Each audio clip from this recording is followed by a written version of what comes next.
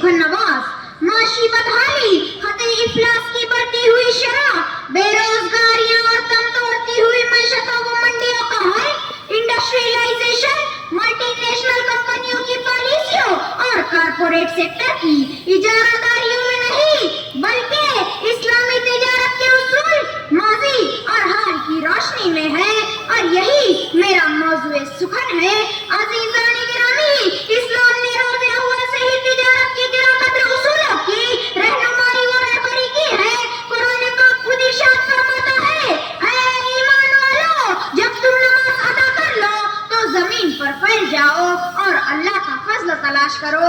آپ صلی اللہ علیہ وسلم نے تجارت کے متعلق فرمایا، سچا اور امانتدار تاجر قیامت کے دن انبیاء، صدیقین اور شہداء کے ساتھ ہوں گا۔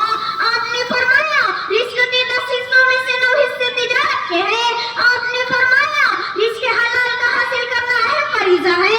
آپ نے فرمایا، اللہ کی رحمت ہو اس بندے پر جو بیچنے، خریدنے، اپنے حق کا تقاضا کرنے اور وصول کرنے میں نرم و فراخ دل ہو۔ اے اصول تجارت کے متلاشیوں، ملاحظہ کریں ماضی کی تجارت کو حال کے آئینے میں، دیکھو تو صحیح، وہاں آپ کی امانت و دیانتداری نے خدیجۃ الکبریٰ کو امہات المومنین کا شرف عطا کیا، اور یہاں نقلی کو اصلی اور کھوٹے کو کھرا ثابت کرنے کا ہنر ہے۔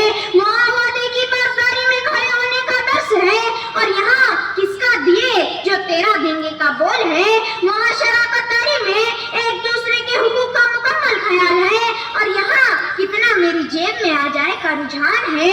وہاں قرض داروں کو معاف کرنے اور مہلت دینے کی تعلیم ہے، اور یہاں سود کے ساتھ رقم وصول کی جا رہی ہے۔ وہاں بکے ہوئے مال کو خوشدلی کے ساتھ لینے کی ترغیب ہے، اور یہاں بکا ہوا مال واپس نہیں لیا جائے گا کا فرمان ہے۔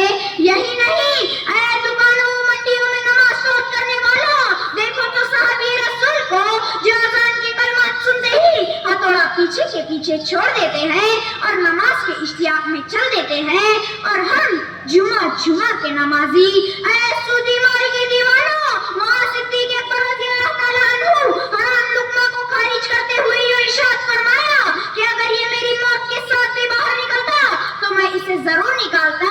اور ہم فائنانس، لون، انشورنس اور بیمہ پالیسیوں میں شرعی جواز تلاش کر رہے ہیں۔ اے دگنی چوگنی قیمت کا جھانسا دے کر زمین ہڑپنے والوں، وہاں خوف خدا کا یہ عالم ہے کہ دودھ میں پانی اس لیے نہیں ملایا جا رہا کہ عمر نہیں، عمر کا خدا دیکھ رہا ہے، اور ہم حقداروں کے حق چھین کر، بجلیاں چوری کر کے، 2 نمبری کے مال خرید کر حشاش بشاش ہے۔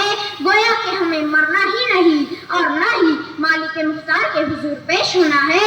مت بھولیے سامعین، ناپتول میں کمی کرنے والی قوم شعیب کو اللہ نے آسمان سے آگ برسا کر ہلاک کر دیا۔ مت بھولیے مال و دولت جمع کر کے زکوٰۃ کا حق ادا نہ کرنے والوں کو کل یہی جمع پونجی گرم کر کے تمہارے جسم پر داغی جائیں گی۔ مت بھولیے جھوٹی قسمیں کھا کر مال بیچنے والے، ذخیرہ اندوزی کر کے قیمت بڑھانے والے لعنت اللہ علی الکاذبین کے مستحق ہیں۔ اے تاجروں، اے صنعت کاروں، اے کارخانہ داروں، یاد رکھو آپ صلی اللہ علیہ وسلم نے ارشاد فرمایا، 10 حصوں میں سے 1 حصہ بھی حرام مال کا شامل ہوگا تو عبادت مردود ہوں گی، 1 لقمہ بھی حرام کا ہوگا تو 40 دن تک کوئی عمل قابل قبول نہ ہوگا۔ خدا را ہوش کے ناخن لے اور بن جائے سچے وہ امانتدار تاجر، تاکہ کل ہمارا بھی حشر انبیاء، صدیقین، صالحین اور شہداء کے ساتھ ہو۔ بن جائے عثمان غنی رضی اللہ تعالیٰ عنہ کی طرح سخی و فیاض، بن جائے عبد الرحمن بن عوف رضی اللہ تعالیٰ عنہ کی طرح غریبوں کا مددگار، بن جائے اطیع اللہ و اطیع الرسول کے سچے عاشق، تاکہ میرا رب تمہیں بھی کہہ دے وَلَا تَهِنُوا وَلَا تَحْزَنُوا وَأَنْتُمُ الْأَعْلَوْنَ إِن كُنتُم مُؤْمِنِينَ۔ گھبراؤ نہیں، غمزدہ مت ہو، تم ہی سربلند رہو گے اگر تم سچے مومن ہو۔ تو رازق فقا ہے، اپنی آنکھوں پر عیاں ہو جا، خودی کا رازدہ ہو جا، خدا کا ترجمہ ہو جا۔ خدا ایک نمبر تھے یہ